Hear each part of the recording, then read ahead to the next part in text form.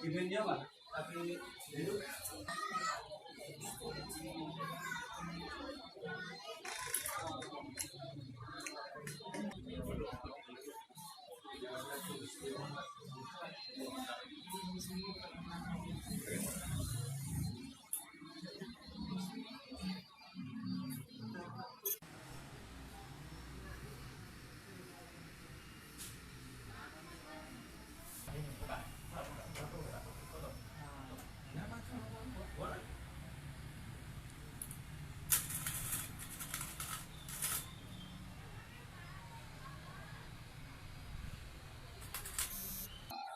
diadakan kegiatan sunatan masal dalam rangka HUT PDSP yang ke-27 dan sekaligus bagi sosial memberi sembako ke panti asuhan.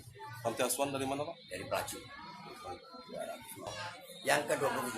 Biasanya dilakukan secara rutin? Secara rutin setiap tahunnya. Setahun sekali. Sudah diagendakan setiap tahun diadakan ulang tahun, libur dengan kejadian daerah, wayang dan campur